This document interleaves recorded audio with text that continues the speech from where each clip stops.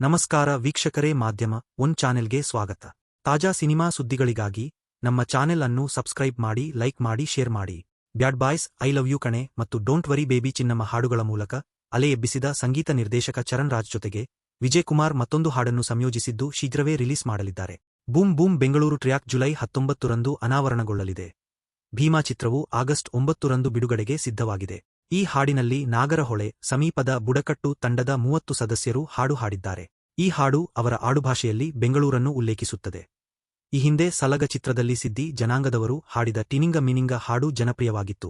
ಅದೇ ರೀತಿಯ ಹಾಡೊಂದು ಭೀಮಾ ಚಿತ್ರದಲ್ಲೂ ಇದೆ.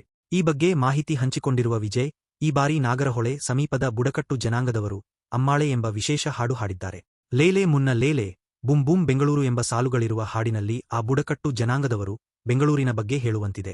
ಶೀಘ್ರದಲ್ಲೇ ಈ ಹಾಡನ್ನು ರಿಲೀಸ್ ಮಾಡಲಿದ್ದೇವೆ.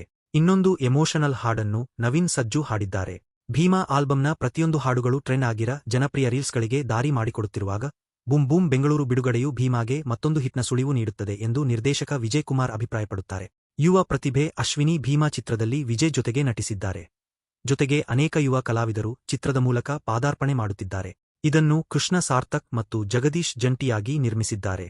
ಚಿತ್ರದ ಯಾವುದೇ ಹಾಡುಗಳು ಅನಗತ್ಯವಲ್ಲ, ಅವೆಲ್ಲವೂ ಸಂದರ್ಭಕ್ಕೆ ಹೊಂದಿಕೆಯಾಗುತ್ತವೆ ಎಂದು ಕೃಷ್ಣ ಸಾರ್ಥಕ್ ಹೇಳುತ್ತಾರೆ. ಈ ಚಿತ್ರಕ್ಕೆ ಕರ್ನಾಟಕದಾದ್ಯಂತ ವಿತರಕರಲ್ಲಿ ಹೆಚ್ಚಿನ ಬೇಡಿಕೆ ಇದೆ ಎಂದು ತಿಳಿದು ಉತ್ಸುಕರಾಗಿದ್ದೇವೆ ಎಂದು ಹೇಳಿದ್ದಾರೆ. ಸಿನಿಮಾ ಅಪ್ಡೇಟ್ಗಾಗಿ ನಮ್ಮ ಚಾನೆಲ್ ಅನ್ನು ಸಬ್ಸ್ಕ್ರೈಬ್ ಮಾಡಿ, ಲೈಕ್ ಮಾಡಿ, ಶೇರ್ ಮಾಡಿ.